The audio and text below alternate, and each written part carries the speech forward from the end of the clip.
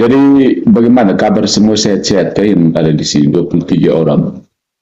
Sehat. Ya, sehat-sehat. Kita selesai UTS kan? Atau belum? Sudah. Kalian sudah UTS kan? Ada yang belum UTS kan? Ada yang belum UTS? Sudah Romo. Oke. So,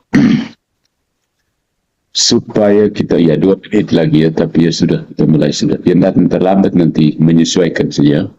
Seperti biasa kuliahnya berupa ceramah, jadi kamu bisa rebahan di kamar situ, tutup kamera, tapi tetap dengar. Kemudian nanti kerjakan tugas ya. Nanti selesai ini ada tugas dan kerjakan langsung hari ini, sehingga terekam sebagai absensi kalian. Gitu ya. Oke, jadi sebelum mengawali kegiatan pertemuan kita, saya minta dengan sangat hormat mahasiswa bernama Yohanes de Brito. Ya, Yohanes de Brito siapa ini? Yohanes de Brito Wonga Jawa. Silakan buka mic dan pimpin kita dalam doa pembuka. Ya, Yohanes de Brito. Siap Romo. Ya, pimpin kita dalam doa ya. Marilah kita berdoa. Dalam nama Bapa dan Roh Kudus. Amin. Tuhan, terima kasih karena Engkau masih memberikan kami rahmat kesehatan. Pada sore hari ini kami akan memulai kegiatan perkuliahan kami. Semoga Engkau menurunkan Roh Kudus-Mu ke atas kami semua, agar apa yang disampaikan dapat kami pahami dan kami dalami, sehingga berguna bagi kehidupan kami, gereja, dan masyarakat. Dan puji nama-Mu hari ini dan sepanjang masa. Amin. Dalam nama Bapa dan Putra dan Roh Kudus. Amin. Baik, terima kasih untuk Saudara Yohanes de Brito Wonga Jawa yang sudah memimpin kita dalam doa pembuka. Kita akan mengawali topik kita kali ini, melanjutkan pertemuan-pertemuan sebelumnya. Jadi, pendidikan agama Katolik kita dimulai dengan manusia, kemudian iman, agama yaitu iman dan wahyu, kemudian mengerucut ke kekristenan yaitu Yesus Kristus, mengerucut lagi ke Trinitas yang hari ini kita bahas, itu kekhasan dari orang Kristen. Jadi topik ini memang sangat-sangat khas Kristen, sehingga teman-teman mahasiswa yang bukan Kristen di sini, saudara-saudaraku yang Muslim dan yang lain-lain, dan bukan Kristen, silakan menyimak sebagai bahan pengetahuan sekedar untuk memperluas wawasan tentang apa sih iman Kristen, terutama Kristen Katolik. Pada umumnya teman-teman yang Protestan juga pasti sependapat dengan ajaran Trinitas dari Katolik, ya, Protestan mainstream. Kebanyakan teman-teman yang di sini banyak berasal dari MIT, ya. Jadi kita membahas tentang Allah Trinitas, Allah Tritunggal Trinitas. Nanti saya share dulu supaya kalian juga bisa. Jadi silakan sedang mengikuti Zoom-nya dari mana, pasang supaya tetap hidup, jangan kasih mati dan kamu tutup tidur. Tapi mendengarkan suara yang saya coba share bahan di sini supaya kalian sampai follow along. Share, oke. Tipsnya mana ya? Pertemuan ke-8 kan saya persis pertemuan. Oh ya, begini ya. Oke. Share. Oke. Bagaimana, sudah terlihat di layar kan? Layar saya sudah terlihat ya. Oke, ya. Jadi ini bahan pertemuan kita yang ke-8 ya, tentang Allah Tritunggal atau Trinitas. Ya, Tritunggal itu bahasa Indonesia. Tri itu kan ya, bahasa Indonesia itu bahasa Sanskerta ya, lebih tepatnya. Tri dan tunggal. 3, 1. Sebenarnya Trinitas itu bahasa Latin sebenarnya. Tres, dan unus. Tres, unus, tas. Akhiran tas, atau dalam bahasa Inggris akhiran Trinity. Ya, akhiran T-Y atau T-A-S, jadi K. Jadi kalau harafiannya Trinitas itu artinya kesatu-tigaan atau ketiga-satuan. Ketiga-satuan. Jadi bukan kesatuan atau ketigaan, tapi sekaligus kesatu-tigaan atau ketiga-satuan. Nah, ini orang Katolik saja bingung, apalagi yang bukan Katolik. Orang Kristen saja bingung, apalagi teman-teman kita yang bukan Kristen. Iya kan? Ya. Nah, pertama mari kita menyapa. We address kesalahan persepsi tentang Trinitas atau Allah Tritunggal Maha Kudus. Allah Tritunggal Maha Kudus. Allah lagi Tritunggal Maha Kudus. Jadi banyak orang yang mempertanyakan ajaran tentang Trinitas atau Tritunggal. Bahkan banyak orang yang bukan Kristen mengatakan bahwa orang Kristen itu percaya tiga Tuhan, ya. Percaya tiga Tuhan. Dan tentu saja ini tidak benar. Sebab iman Kristiani mengajarkan Allah yang Esa. Aku percaya Allah yang satu. Pancasila yang pertama itu apa? Ketuhanan yang Maha Esa. Tapi bagaimana mungkin Allah yang Esa ini mempunyai tiga pribadi? Ya, inilah pertanyaan yang membuat banyak orang bingung. Bahkan orang-orang Kristen sendiri bertanya-tanya. Coba jelaskan kepada kami itu Allah satu tapi tiga. Mohon di mute. Untuk memahami hal ini, silakan mute mic-nya.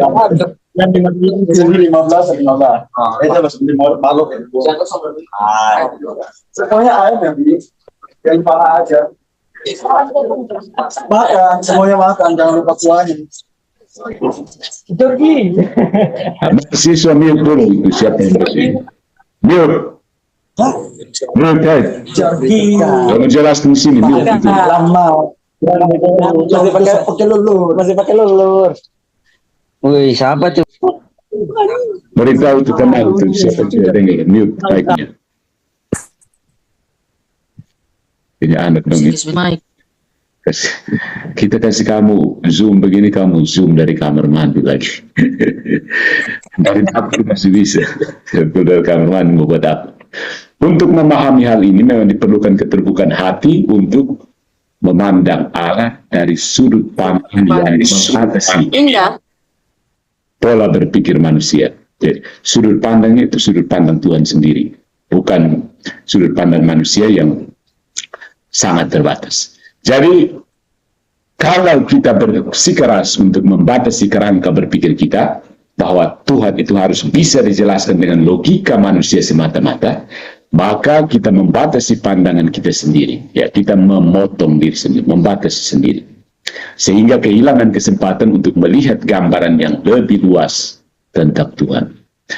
Kita mencukupkan diri kita dengan pandangan Allah yang logis menurut pikiran kita, dan tanpa kita sadari kita menolak tawaran Allah supaya kita lebih dapat mengenal dirinya yang sesungguhnya. The real God, God in Himself. Tuhan berusaha untuk mewahyukan dirinya, tetapi kita memakai kriteria logika kita sendiri, akhirnya membatasi Tuhan. Tuhan harus masuk ke dalam kerangka logika saya. Gitu. Kebanyakan orang berpikir seperti itu. Tuhan itu harus sama seperti sebuah benda di alam semesta ini. Kalau tidak masuk dalam kerangka pikiran saya berjuang supaya masukkannya ke dalam kerangka berpikir. Ya, apalagi termasuk mahasiswa ya, mulai belajar untuk bersikap kritis ya. Salah satu pertanyaan atau objek yang dikritisi itu adalah ajaran agama, terutama orang-orang muda sekarang, seperti mahasiswa semester 1 prodi hukum. Nah, pertanyaan yang berikut adalah, dari mana kita mengetahui bahwa Tuhan itu adalah Allah Tritunggal? Sesembahan orang Kristen, sesembahan kita yang Kristen itu adalah Allah Tritunggal. Walaupun kita mengetahui bahwa konsep Trinitas ini tidak dapat dijelaskan hanya dengan akad, bukan berarti bahwa Allah Tritunggal ini adalah konsep yang sama sekali tidak masuk akalnya. Jadi ada sedikit uraian bagaimana kita bisa mencoba, we can try to understand the Trinity. Bisa mencoba untuk memahami Trinitas. Walaupun pada akhirnya harus kita akui bahwa adanya tiga pribadi dalam Allah yang satu ini merupakan misteri yang tidak cukup kita jelaskan dengan akal. Sebab jika dapat dijelaskan dengan tuntas, maka hal itu tidak lagi menjadi misteri.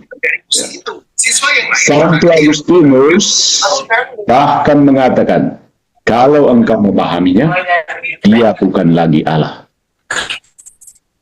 Karena Allah jauh melebihi manusia dalam segala hal, dan meskipun dia telah mewahyukan diri, dia tetap tinggal sebagai rahasia atau misteri yang tak terucapkan.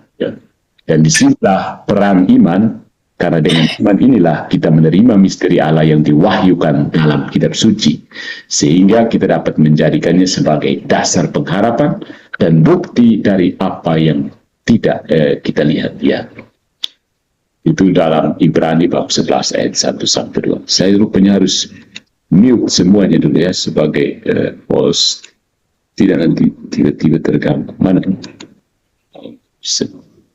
Oke. Partisipan nggak bisa ya. Oke, lanjut. Mau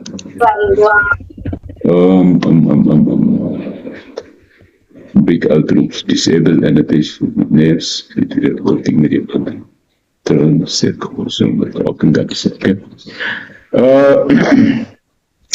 Supaya bisa sedikit menangkap makna Tritunggal, kita perlu mempunyai apa yang dinamakan keterbukaan hati. Ya, terbukaan hati. Hanya dengan hati terbuka, kita dapat menerima rahmat Tuhan. Ingat pertama, ini rahmat. Ya, rahmat untuk menerima rahasia Allah yang terbesar ini. Ya. Dan hati kita akan dipenuhi oleh ucapan syukur tanpa henti. Jadi, untuk yang orang Kristen, ya, sebaik mungkin kita menjelaskan kepada teman-teman kita di luar Kristen yang bertanya, tapi akhirnya kita tidak bisa memaksakannya, karena kita sendiri juga harus membuka hati kita, apalagi orang yang bukan Kristen. Bukan?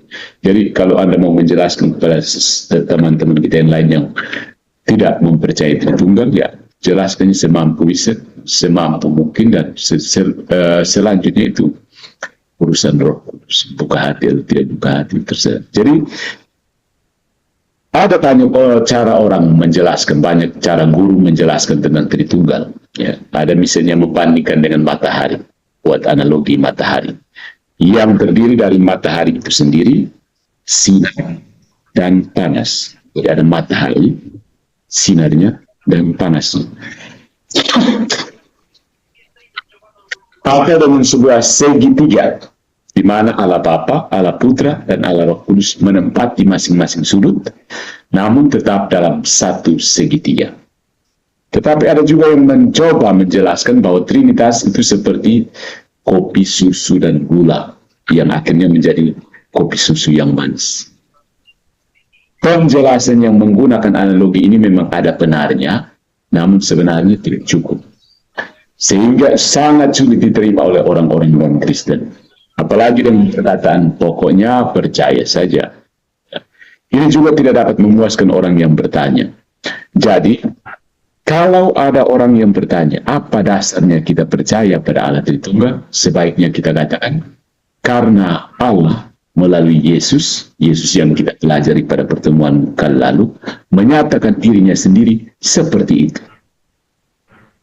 Dia sendiri yang menyatakan dirinya demikian. Dan hal ini kita ketahui dari mana lagi kalau bukan dari kitab suci. Untuk analogi ini biasanya saya senang menggunakan analogi buah apel. Jadi buah apel atau kadang Jawa tidak akan lebih dari buah apel. Apel itu ada satu apel, tapi ada kulit apel, ada biji apel, dan ada isi daging buah apel. Tapi bagaimanapun juga Tuhan itu bukan apel, bukan? Ya. Nah, doktrin Trinitas atau Allah Tritunggal Maha Kudus ini adalah pengajaran bahwa hanya ada satu Tuhan, tetapi terdiri dari tiga pribadi. Nah, yang beda di sini adalah Tuhan dan pribadi. Tuhan dan pribadi itu tidak sama, ya. Tuhan itu substansi, pribadi itu sesuatu yang dimiliki substansi. Allah Bapa itu pribadi pertama, Allah Putra pribadi kedua, dan Allah Roh Kudus itu pribadi ketiga. Karena ini adalah iman utama kita orang Kristen, maka kita harus dapat menjelaskannya lebih daripada hanya sekedar menggunakan analogi matahari, segitiga, kopi susu, ataupun buah apel tadi. Ya kan? Nah, Bagaimana kita menjelaskannya? Kita mulai dari dasar pertama. Dasar dari kitab suci dan pengajaran gereja. Yesus menunjukkan persatuan yang tidak terpisahkan dengan Allah Bapa. Aku dan Bapa adalah satu. Aku dan Bapa adalah satu. Ya, ini tafsirannya bisa ke mana-mana, tapi apa yang ditafsir oleh gereja? Dari Yohanes bab 10 ayat 30. Barang siapa telah melihat aku, ia telah melihat Bapa. Yohanes bab 14 ayat 9. Dan di dalam doanya yang terakhir untuk murid-muridnya sebelum sengsaranya, dia berdoa kepada Bapa agar semua muridnya menjadi satu, sama seperti Bapa di dalam dia dan dia di dalam Bapa. Itu dari Yohanes bab 17 ayat 21. Dengan demikian, Yesus menyatakan dirinya sama dengan Allah. Ia adalah Allah. Hal ini mengingatkan kita akan pernyataan Allah Bapa sendiri tentang kealahan Yesus, sebab Allah Bapa menyebut Yesus sebagai anaknya yang terkasih, yaitu pada waktu baptisan Yesus dalam Lukas bab 3 ayat 22 dan pada waktu Yesus dimuliakan di atas gunung Tabor, Matius bab 17 ayat 5. Yesus juga menyatakan keberadaan dirinya yang telah ada bersama-sama dengan Allah Bapa sebelum penciptaan dunia. Tertulis dalam Yohanes bab 17 ayat 5. Kristus sang sabda firman atau firman logos yang ada bersama-sama Allah, dan firman itu adalah Allah, dan oleh dia segala sesuatu dijadikan. Jadi prolog Injil Yohanes. Ya, tidak mungkin Yesus menjadikan segala sesuatu kalau dia bukan Allah sendiri. Ya. Selain menyatakan kesatuannya dengan Allah Bapa, Yesus juga menyatakan kesatuannya dengan Roh Kudus, yaitu Roh yang dijanjikan dia sendiri kepada para muridnya dan disebutnya sebagai roh kebenaran yang keluar dari Bapa. Ya, Yohanes bab 13 ayat 26. Roh ini juga adalah roh Yesus sendiri, sebab ia adalah kebenaran. Aku adalah kebenaran, jalan kebenaran dan hidup.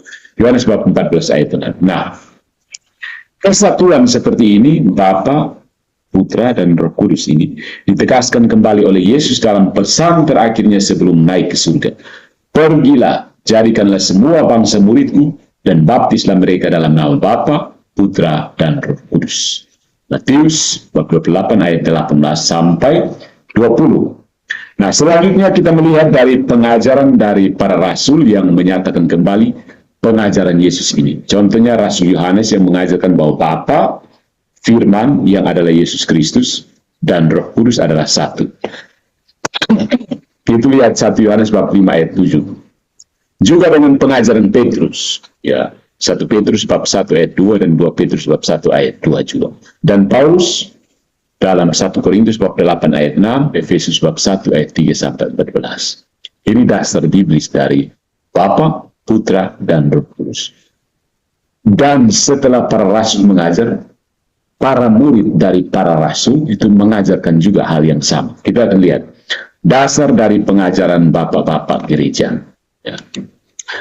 Para rasul ini mengajarkan apa yang mereka terima dari Yesus, bahwa dia adalah Sang Putra Allah yang hidup dalam kesatuan dengan Allah Bapa dan Allah Roh Kudus. Nah, iman akan Allah Trinitas ini sangat nyata pada tradisi umat Kristen pada abad-abad awal, abad-abad pertama.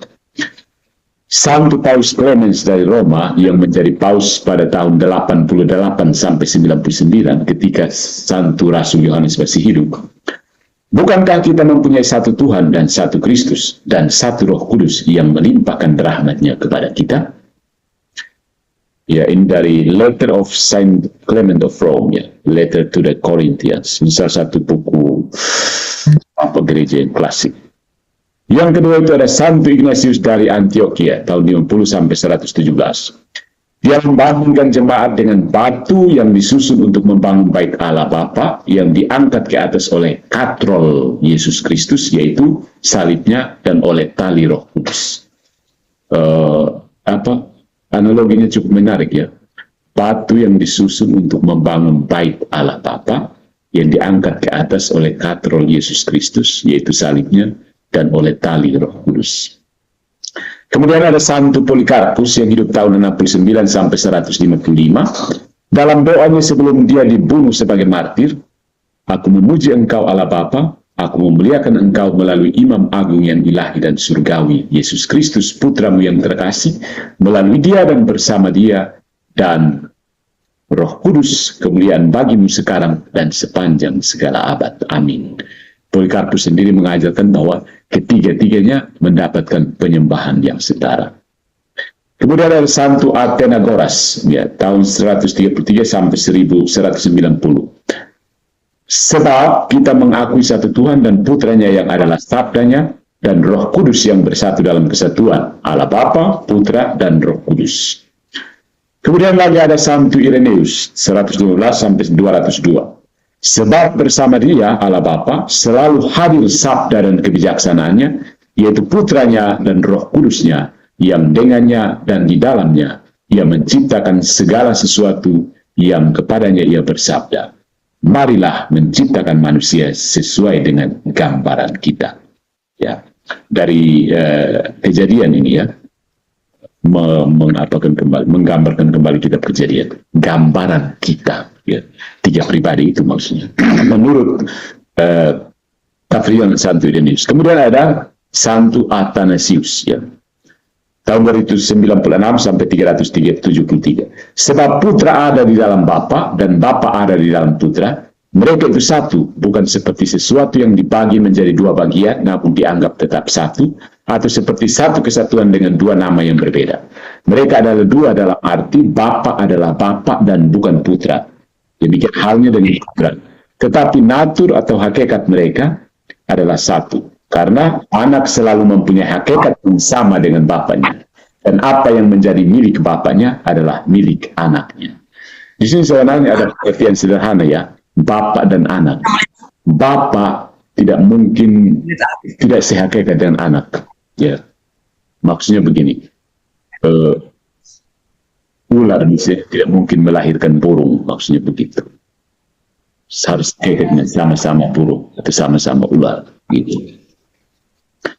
Berikut Santo Agustinus. Ya, tahun 324 sampai 430. Allah Bapa dan Putra dan Roh Kudus adalah kesatuan ilahi yang erat, yang adalah satu dan sama esensinya, di dalam kesamaan yang tidak dapat diceraikan, sehingga mereka bukan tiga Tuhan, melainkan satu Tuhan. Meskipun Allah Bapa memperanakan Putra, dan Putra datang dari Allah Bapa, ia yang adalah Putra bukanlah Bapa, dan Roh Kudus bukanlah Bapa ataupun Putra, namun Roh Bapa dan Roh Putra. Ia sama, ko-equal, ko-substansial dengan Bapa dan Putra membentuk kesatuan Tritunggal. Agustinus ini kan seorang pemikir juga ya, jadi bahasanya sedikit sangat filosofis, menggunakan istilah-istilah filsafat.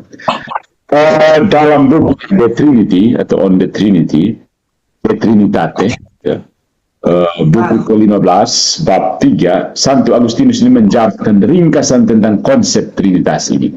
Secara khusus dia memberikan contoh beberapa trilogi untuk menggambarkan Trinitas. Trilogi itu maksudnya tiga kata, trilogos.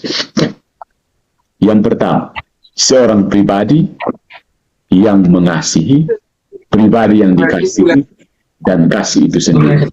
Jadi Tritunggal itu seperti saya yang mengasihi dan orang yang saya kasihi dengan kasih itu sendiri. Nah, dalam hal ini Tuhan yang mengasihi, pribadi yang dikasih itu adalah putranya, dan kasih itu adalah Roh Kudus itu sendiri.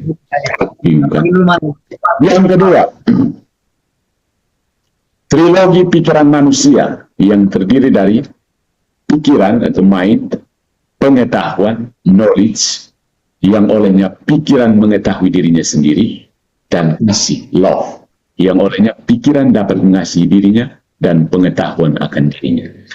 Ini agak sulit ya, begini, seseorang punya pengetahuan, punya pikiran, seseorang punya pikiran, pikiran itu mengetahui, ya, mengetahui, jadi mertuanya mengetahui, dan ada pengetahuan itu, dan ketika mengetahui, dia mencintai, karena mengenal, maka pasti akan mencintai kan.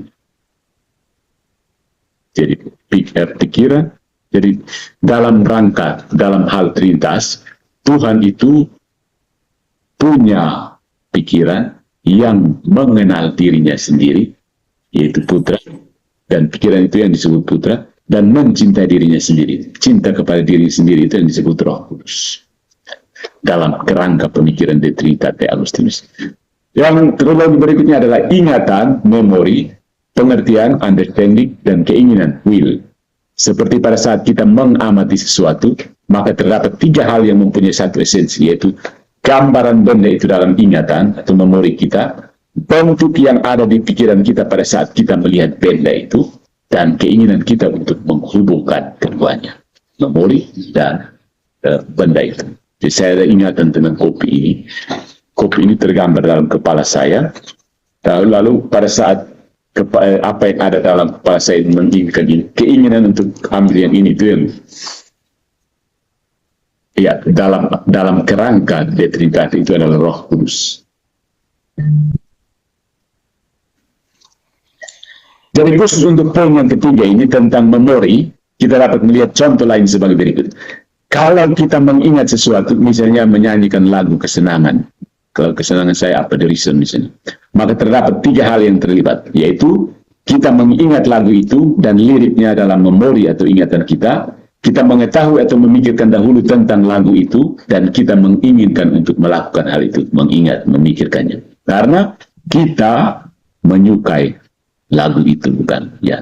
Jadi ketiga hal ini berbeda satu sama lain, tetapi saling tergantung satu dengan yang lainnya, dan ada dalam kesatuan yang tidak terpisahkan. Kita tidak bisa menyanyikan lagu itu kalau kita tidak mengingatnya dalam memori, atau kalau kita tidak mengetahui lagu itu sama sekali, dan kalau kita tidak mengingatnya atau tidak ingin mengetahui dan menyanyikannya. Jadi kalau sudah ingat itu lagu, tapi kalau tidak mau, pada juga tidak mau menyanyi, tidak ada nyanyiannya. Ya, itu dari Agustinus yang cukup sedikit sangat mendalam, berbau filosofis, dengan banyak muatan filosofis.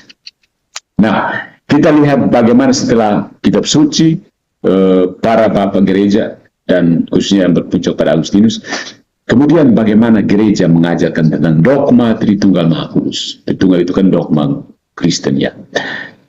Dalam syahadat, aku percaya, yang sering kita orang Katolik doakan pada sesudah homili, syahadat aku percaya itu menyatakan bahwa rahasia sentral iman Kristen itu adalah misteri Allah Tritunggal. Maka Trinitas adalah dasar iman Kristen yang utama, yang disingkapkan dalam diri Yesus. Dan seperti kita ketahui, iman kepada Allah Tritunggal telah ada sejak zaman gereja abad awal, karena didasari oleh perkataan Yesus sendiri yang disampaikan kembali oleh para muridnya. Jadi tidak benar jika doktrin ini baru ditemukan atau ditetapkan pada Konsili Konstantinopel pertama pada tahun 359. Yang benar adalah seperti ini. Konsili Konstantinopel pertama mencantumkan pengajaran tentang Allah Tritunggal secara tertulis sebagai kelanjutan dari Konsili Nicea tahun 325. Ya.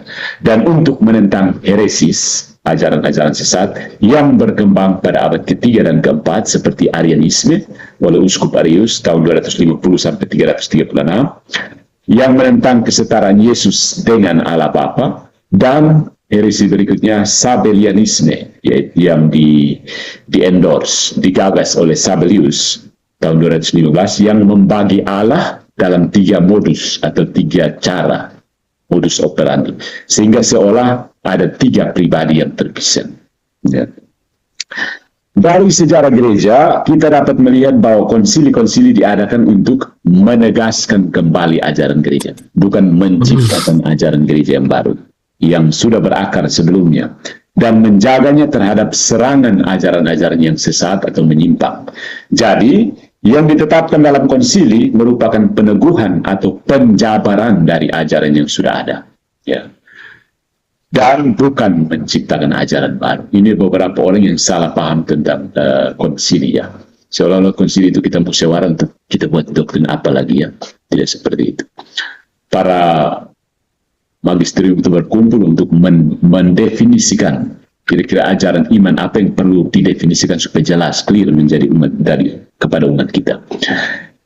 Jadi kalau kita mempelajari sejarah gereja, kita akan semakin menyadari bahwa Tuhan Yesus sendiri menjaga gerejanya, sebab setiap kali gereja diserang oleh ajaran yang sesat, Allah mengangkat santo santa yang dipakainya untuk meneguhkan ajaran yang benar, dan Yesus memberkati para penerus rasul dalam konsili-konsili untuk menegaskan kembali kesetiaan ajaran gereja terhadap pengajaran Yesus kepada para rasul. Ya, nah berikut ini dogma tentang Tritunggal Maha Kudus menurut KGK, Katekismus Gereja Katolik, yang sudah berakar dari zaman jemaat mula-mula. Yang pertama, Tritunggal itu adalah Allah yang satu.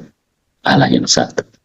Pribadi ini tidak membagi-bagi kealahan, seolah masing-masing menjadi sepertiga. Ya. Namun mereka adalah sepenuhnya dan seutuhnya, seluruhnya. Ya. Bapa adalah yang sama seperti Putra, Putra yang sama seperti Bapa, dan Bapa dan Putra adalah yang sama seperti Roh Kudus, yaitu satu Allah dengan kodrat yang sama. Karena kesatuan ini, maka Bapa seluruhnya ada di dalam Putra, seluruhnya ada dalam Roh Kudus. Putra seluruhnya ada di dalam Bapa, dan seluruhnya ada dalam Roh Kudus. Roh Kudus ada seluruhnya di dalam Bapa, dan seluruhnya di dalam Putra. Yang kedua, ketiga pribadi ini berbeda secara real, ya, real distinction, ya, perbedaan real satu sama lain. Artinya secara nyata berbeda, bukan seolah-olah berbeda.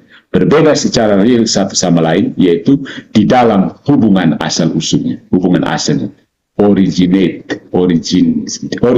ya, relation of origins, hubungan asalnya, yaitu Allah Bapa yang melahirkan, Allah Putra yang dilahirkan, Roh Kudus yang dihembuskan. Jadi Allah Bapa generatio, Allah Putra dilahirkan, generated, Roh Kudus dihembuskan, spirited. Yang ketiga, ketiga pribadi ini berhubungan satu dengan yang lainnya, punya relasi. Perbedaan dalam asal tersebut, perbedaan dari asal mereka, asal-usul mereka, tidak membagi kesatuan ilahi, tetapi malah menunjukkan hubungan timbal balik antara pribadi Allah tersebut. Bapa terhubung dengan Putra, Putra terhubung dengan Bapa, dan Roh Kudus terhubung dengan keduanya. Hakikat mereka adalah satu, yaitu Allah. Ini kalau secara lebih mendalam, kita harus masuk, ya, untuk mereka yang secara khusus memperdalam teologi Trinitas, mereka harus masuk ke the metaphysics of relation, maksudnya metafisika hubungan.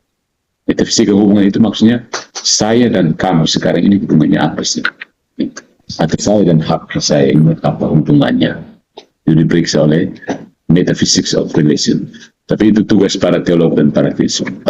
Nah, sekarang pertanyaannya untuk kita yang mahasiswa yang belajar di sini, terutama yang Kristen ya. Bagaimana kita menjelaskan Trinitas, Tritunggal Maha Kudus? Caranya seperti apa? Ya, mau tidak mau, kita memang harus sebagai orang Kristen yang mau membela imannya, ya mau tidak mau kamu harus mendalami iman kamu. Kita akan mencoba memahaminya dengan bantuan filsafat, ya. Dengan pendekatan filsafat, maka diharapkan kita akan dapat masuk ke dalam misteri iman sejauh apa yang dapat kita jelaskan dengan filsafat. Dengan demikian, filosofia ancilla teologia.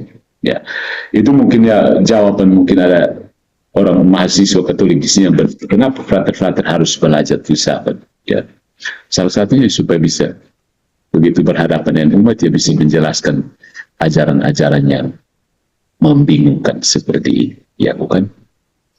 Filosofia ancilla teologia.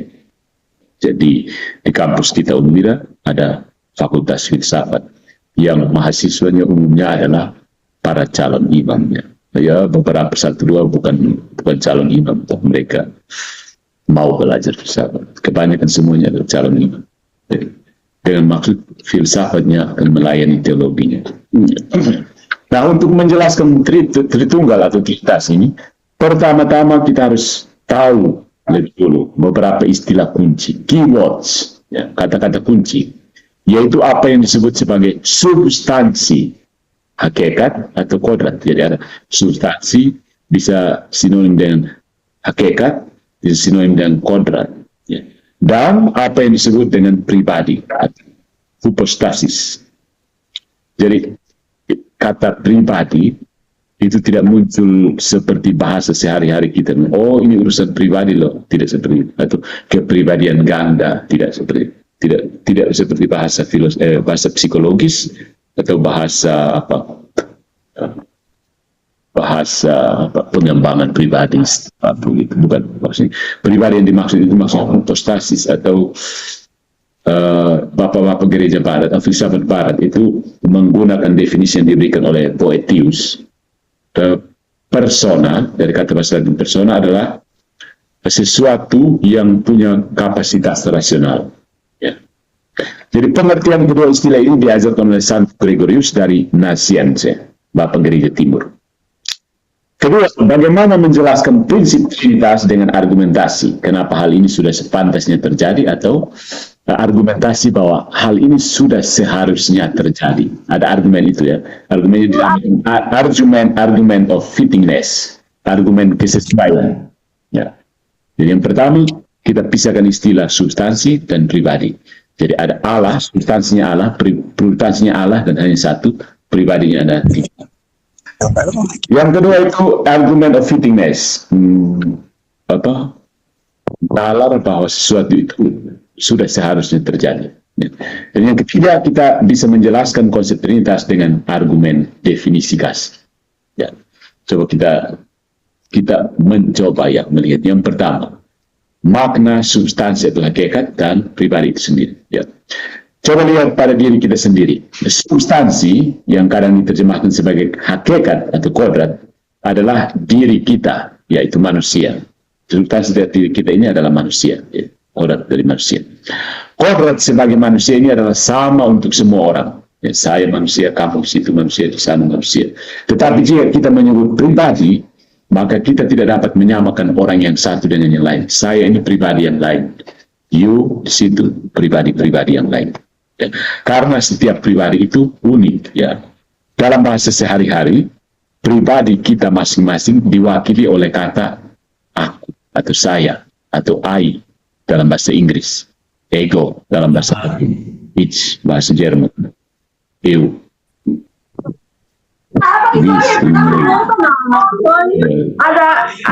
Bahasa Polandia. Di mana aku yang satu berbeda dengan aku yang lain. Sedangkan itu pribadi ya. Sedangkan substansi atau hakikat kita itu diwakili dengan kata manusia atau human.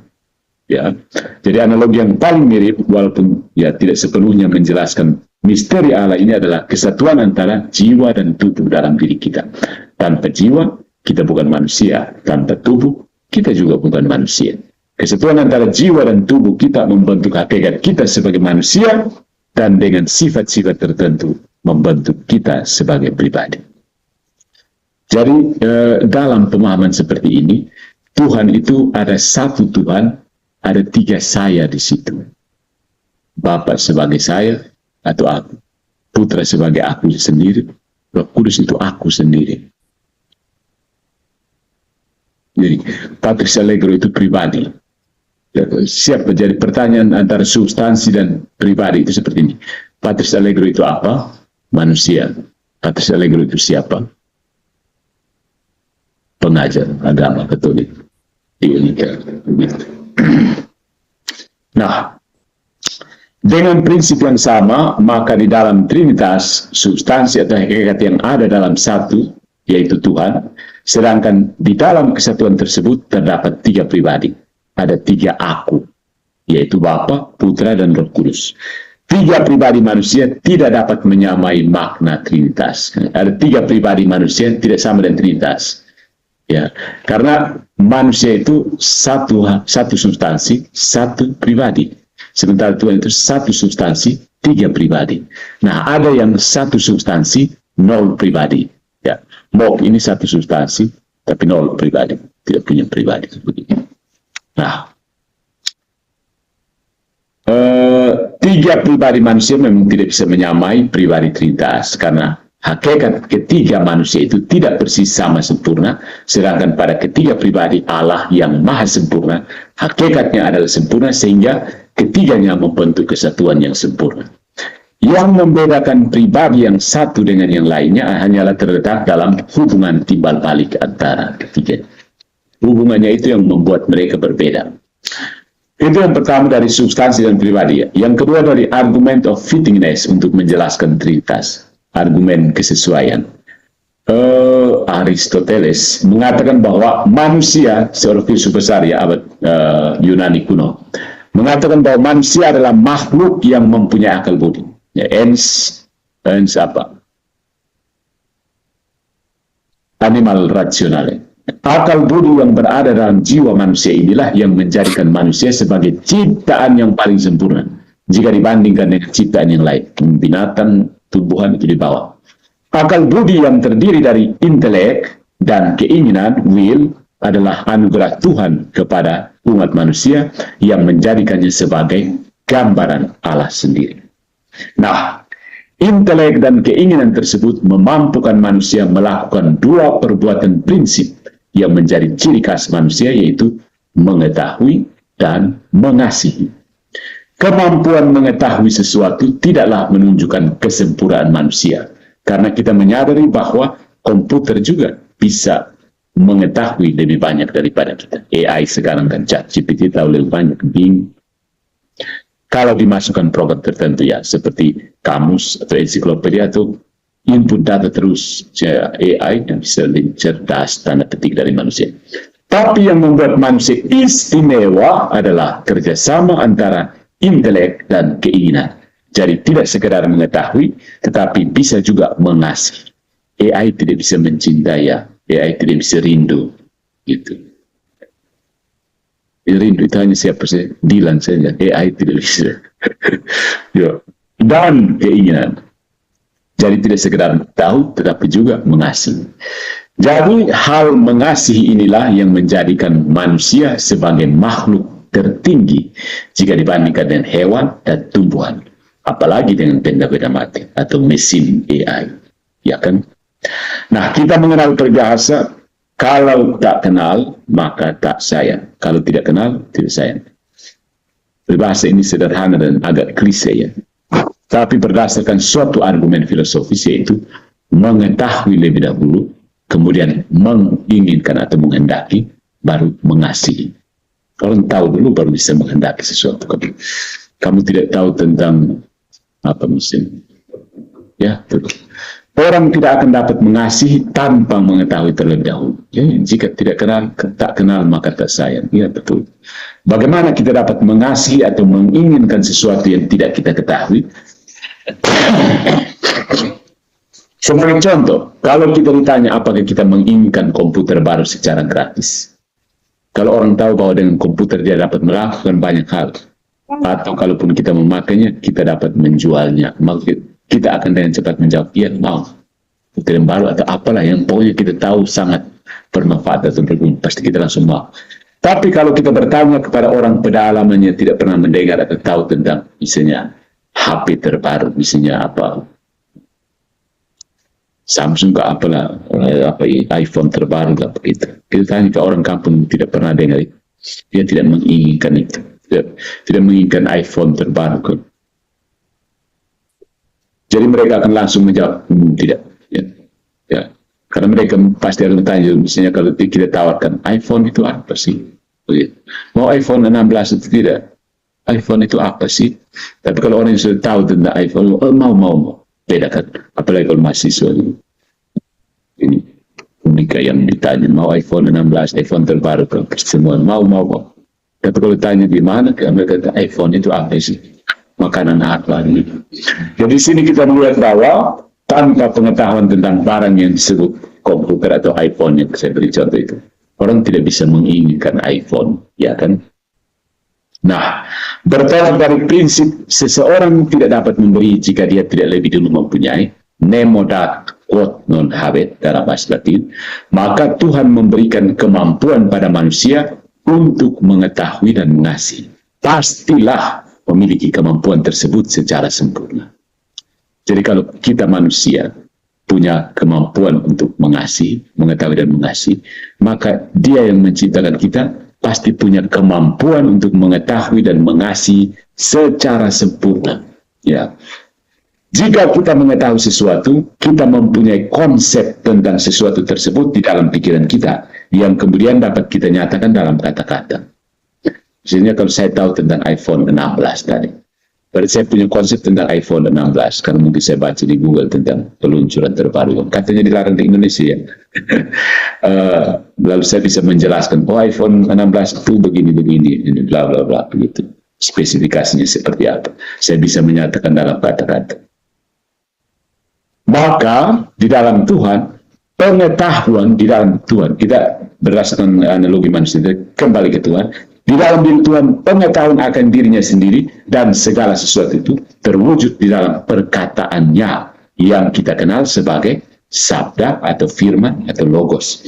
Dan sabda ini adalah Yesus, Sang Allah Putra. Ya. Jadi, di dalam pribadi Tuhan terdapat kegiatan intelek dan kehendak yang terjadi secara sekaligus dan divine, ilahi, yang mengatasi segala waktu, yang sudah terjadi sejak awal mula dunia. Kegiatan intelek ini adalah Allah Putra, Sang Sabda, the Word, Logos. Dan Rasul Yohanes mengatakan pada permulaan Injilnya, pada mulanya adalah firman, firman itu bersama-sama dengan Allah, dan firman itu adalah Allah. Yohanes bab 1 ayat 1. Nah, selanjutnya, kesempurnaan manusia sebagai makhluk personal dinyatakan tidak hanya melalui kemampuannya untuk tahu, tapi juga mengasihi, yaitu apa itu kasih? Memberikan diri kepada orang lain dalam persekutuan dengan sesama. Itu manusia ya. Maka mengasihi atau mencintai di sini berarti melibatkan pribadi yang lain. Ya. Mengasihi itu kan harus pribadi yang lain. Mengasihi diri sendiri itu bukan kasih, itu egois namanya. Mengasihi itu melibatkan pribadi yang lain yang menerima kasih tersebut. Kalau hal ini benar untuk manusia pada tingkat natural, maka di tingkat supernatural ada kebenaran yang sama dalam tingkatan yang paling sempurna. Jadi, Tuhan tidak mungkin Tuhan yang terisolasi sendirian. Jesus only jatuh di sini. Namun, keluarga Tuhan, tanda petik, di mana keberadaannya, kasihnya, dan kemampuannya untuk bersekutu dapat wujud dan dapat menjadi contoh sempurna bagi kita dalam mengasihi. Dalam hal ini, hubungan kasih timbal balik antara Allah Bapa dengan putranya Sang Sabda menghembuskan Roh Kudus. Dan Roh Kudus kita kenal sebagai pribadi Allah yang ketiga. Jadi ingat, Allah adalah kasih. Ya. Dan kasih itu mengandaikan hubungan antar pribadi. Jadi harus ada pribadi yang lain. Dan kalau yang namanya kasih itu harus mendapatkan balasan kasih yang sempurna juga. Kasih yang sempurna. Maka hanya Allah yang bisa membalas kasih secara sempurna. Karena itu ada pribadi Allah sendiri yang membalas kasih itu. Yaitu Allah Putra. Tapi ini akan lebih dari argumen kasih ya. Argumen dari definisi kasih. Jadi, sebagaimana argumen of fittingness tadi, argumen kesesuaian bahwa kita manusia bisa mengetahui dan mengasihi, maka Tuhan sendiri mengetahui dan mengasihi secara sempurna. Kasih itu tidak mungkin berdiri sendiri. Kalau Allah adalah kasih, maka Allah tidak mungkin berdiri sendiri. Tetapi melibatkan minimal dua belah pihak. Sebagai contoh, kasih suami istri. Melibatkan kedua belah pihak. Maka disebut saling mengasihi. Kalau Tuhan adalah kasih yang paling sempurna, maka tidak mungkin Tuhan tidak melibatkan pihak lain yang bisa menjadi saluran kasihnya dan juga bisa membalas kasihnya dengan derajat yang sama. Jadi kalau Tuhannya Jesus only, dia mau kasih bagaimana? Dia mau mengasihi manusia yang durhaka ini kan? Tidak mungkin. Ya. Jadi kalau Tuhan adalah kasih yang paling sempurna, maka tidak mungkin Tuhan tidak melibatkan pihak lain yang bisa menjadi saluran kasihnya dan juga bisa membalas kasihnya dengan derajat yang sama. Jadi Tuhan itu harus satu, namun bukan Tuhan kalau dia betul-betul sendirian. Ya, sampai sini Tuhan itu kalau satu sebatang kara, itu berarti Tuhan yang kesepian. Nah, kalau Tuhan kesepian, berarti Tuhan kurang sesuatu. Kalau Tuhan kurang sesuatu, berarti itu bukan Tuhan dong, karena tidak sempurna. Ya. Jika tidak demikian, maka Tuhan tidak mungkin dapat menyalurkan dan menerima kasih yang sejati.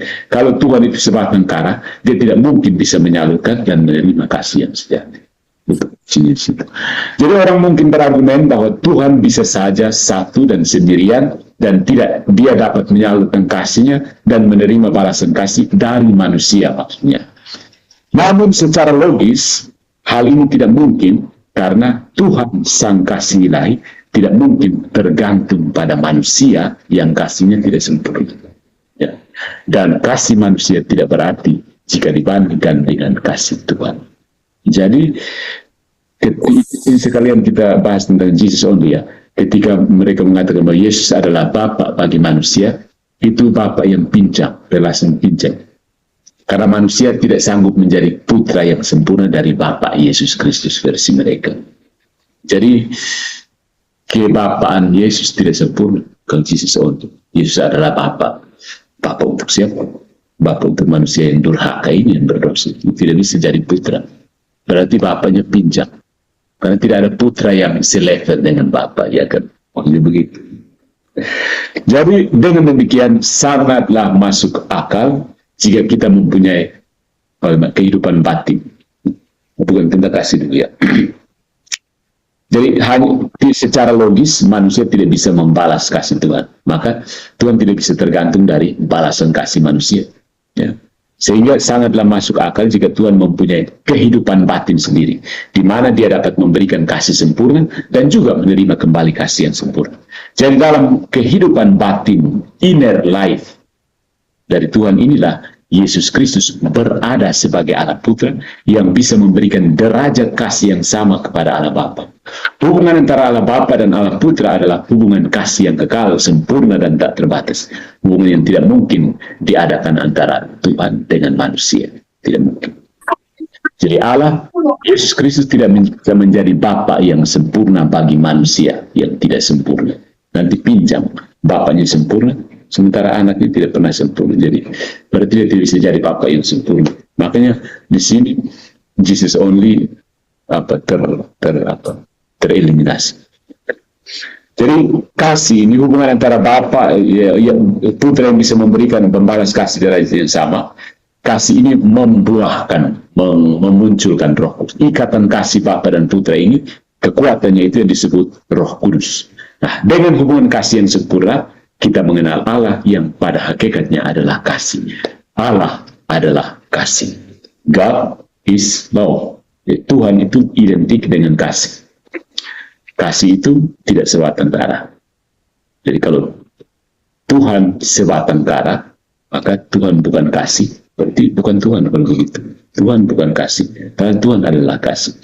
Jadi kesempurnaan kasih Allah ini ditunjukkan dengan kerelaan Yesus untuk menyerahkan nyawanya demi kasihnya kepada Allah Bapa dan kepada kita. Yesus memberikan dirinya sendiri demi keselamatan kita sini, orang-orang Kristen yang sini, agar kita dapat mengambil bagian dalam kehidupannya oleh kuasa Rohnya, yaitu Roh Kudus. Nah, akhirnya setelah panjang lebar kita menjelaskan dengan Tritunggal, saudara-saudariku, Trinitas itu tetap tertinggal suatu misteri, dan Tuhan menginginkan kita berpartisipasi di dalam.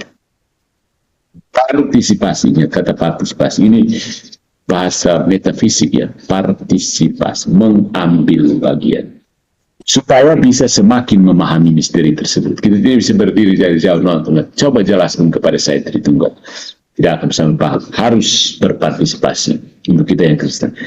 Memang pada akhirnya Trinitas hanya dapat dipahami dalam kacamata iman, ya, karena ini adalah suatu misteri. Meskipun ada banyak hal juga yang dapat kita ketahui dalam misteri tersebut, manusia dengan pemikiran sendiri memang tidak akan dapat mencapai pemahaman sempurna tentang misteri Trinitas, walaupun misteri itu sudah diwahyukan Allah kepada manusia. Kendati demikian, kita dapat mulai memahaminya dengan mempelajari dan merenungkan sabda Allah dalam kitab suci, pengajaran Bapa Gereja, dan tradisi suci yang ditetapkan oleh magisterium seperti hasil konsili, juga dengan bantuan filsafat dan analogi seperti tadi kita uraikan bersama. Kalau tangkap, syukurlah. Kalau tidak tangkap, tidak apa-apa. juga dengan bantuan filsafat dan analogi tadi. Analogi mungkin lebih bisa ditangkap, tapi filsafat kayaknya butuh waktu lama untuk tangkap. Selanjutnya, pemahaman kita akan kehidupan Trinitas akan bertambah kalau kita mengambil bagian di dalam kasih Trinitas itu, sebagaimana yang dikehendaki Tuhan sendiri. Nah, disinilah pentingnya untuk kita yang Katolik ada sakramen dan doa-doa. Sakramen pembaptisan merupakan rahmat awal, gerbang yang memungkinkan kita mengambil bagian dalam kehidupan ilahi.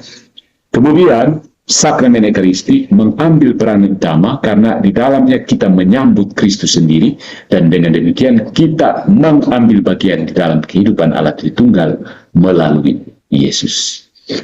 Disinilah juga pentingnya peran penghayatan akan sakramen perkawinan. Sebab di dalam perkawinan kita melihat bagaimana hubungan kasih antara suami dan istri yang direncanakan oleh Allah untuk menjadi gambaran akan kasih Allah Tritunggal.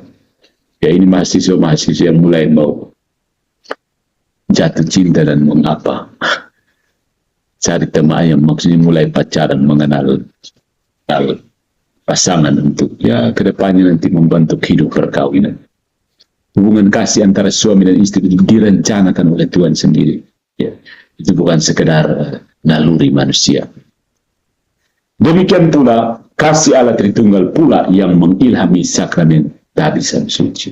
Karena melalui tabisan suci, para imam dipanggil untuk meniru teladan hidup Yesus, terutama dalam hal mengasihi, yaitu dengan memberikan diri kepada Allah dan sesama secara total. Memang pada dasarnya sakramen-sakramen adalah sarana yang diberikan oleh Allah kepada kita agar kita dapat mengambil bagian di dalam kehidupan ilahinya, kehidupan the inner life of the Trinity. Akhirnya kita juga perlu memeriksa kehidupan doa kita sehari-hari. Apakah kita setia dalam menyediakan waktu untuk Tuhan dan menghayati kesatuan dengannya di dalam kehidupan rohani kita? Bagaimana sikap kita terhadap sakramen-sakramen yang dikaruniakan Allah? Adakah kita cukup menghargai dan merindukan kehidupan di doa? Dan pertanyaan ini kembali ke diri kita masing-masing. Tapi juga pertanyaan bagi teman-teman kita di sini yang non-Kristen untuk mengamati teman-teman Kristen mereka. Kamu ini kuliah agama terus tapi berdoa kecil, atau berdoa kecil. Nah, saudara-saudariku melihat begitu dalamnya kehidupan batin Allah. It is terlalu misteri. Itu kehidupan Allah sendiri. Hati kita ya tentu saja ya tanggapannya ya kita bersyukur ya. Sebab kehidupan batin tersebut tidak hanya tertutup bagi Tuhan sendiri, tapi dia sendiri membuka kehidupannya supaya kita mengambil bagian di dalam. Dan Allah sesungguhnya tidak membutuhkan kita. Tuhan tidak butuh manusia. Sama sekali dia tidak butuh manusia karena dalam dirinya sendiri itu sudah lengkap, sempurna, utuh. Buat apa buat manusia lagi? Ya, bikin pusing saja manusia. Apalagi kalau suruh perintah begini tidak mau ikut, Tuhan pusing. Akhirnya Tuhan harus turun jadi apalagi neraka. Ya mungkin pertanyaan dari teman-teman kita yang non Kristen juga, buat apa Tuhan tuh pusing-pusing turun pikul salib lagi? Allah sesungguhnya tidak membutuhkan kita sebab kasihnya telah sempurna di dalam kehidupan Tritunggal Maha Kudus. Ya. Tuhan itu menjadi Bapa bukan menjadi Bapa bagi manusia, bukan. Bapa dalam dirinya sendiri itu ada Bapa, Putra, dan Roh Kudus. Manusia ini tidak butuh manusia untuk menjadi Bapa. Ya. Jadi justru karena kasih yang sempurna itu, dia mau merangkul kita semua. Jika kita mau menanggapi panggilan. Jadi mari kita bersama berjuang agar kita menghargai rahmat Allah yang terutama dinyatakan dalam sakramen-sakramen untuk kita yang Katolik, yang teman-teman yang Kristen yang lainnya ada banyak sarana kudusan, doa, bacaan suci, terutama sakramen Ekaristi, sehingga kita dapat semakin menghayati persatuan kita dengan Kristus yang membawa kita kepada persatuan dengan Allah Tritunggal, Bapa, Putra, dan Roh Kudus.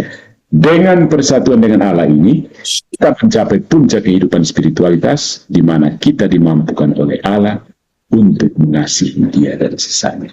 Jadi sebenarnya putar kesimpulannya, you harus mengasihi sesama. Karena intinya di situ. Tuhan sendiri tidak duduk-duduk dia mau buat kita, maksudnya kita juga ikut cara dia mengasihi. Makanya dengan mempelajari Tritunggal, persekutuan Tritunggal, kita harus mulai menjadi seperti Tritunggal model itu. Mengasihi sesama di sekeliling kita. Maka sebagai orang Kristen jangan menyombongkan diri dengan Kristen adalah agama kasih, tapi tidak pernah menunjukkan itu dalam perbuatan, sehingga orang-orang di luar Kristen mengatakan kamu agama kasih apa, kasih Indomie, kasih apa lagi, kasih bubar agama lain dan seterusnya. Jadi selamat siang, cukup sampai sini pertemuan kita. Ya 49 ya, ternyata masih kurang ini. Jadi ya saya daftar absensi nanti sebentar, kalau lewat dari 50 berarti ada yang cheating. Ya 49 saja. Oke. Sebelum menutup ini, kalau ada sahabat saya tutup sharing ini ya. You have to stop share. Oke. Ya. Jadi bagaimana? Ada yang mau tanya atau komentar? Silakan sebelum kita tutup. Kan jam berapa? Jam 3. Kali ini cukup panjang. Kalau tidak ada, dan sebaiknya tidak ada, saya minta Nona Lutfiani Baratimu. Halo, Lutfiani.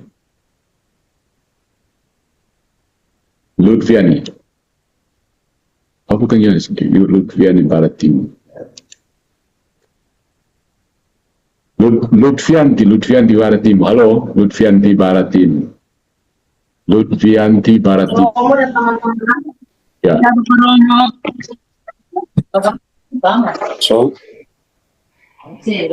Ya, Lutfianti silakan pimpin kita dalam doa penutup ya, sesuai dengan iman. Ya, Bu Romo dan teman-teman, marilah kita menyiapkan hati dan pikiran kita untuk berdoa dalam nama Bapa dan Putra dan Roh Kudus. Amin.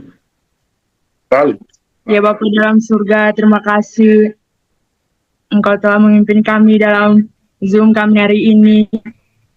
Sekarang kami telah selesai melakukan Zoom. Berkatilah dan lindungilah kami. Semoga kami bisa mengingat dan belajar materi yang telah diberikan oleh Bapak Romo. Namamu kami puji kini dan sepanjang masa. Amin. Dalam nama Bapa Dan Putra. Amin. Saya tunggu sedikit ya, saya siapkan absensinya ya.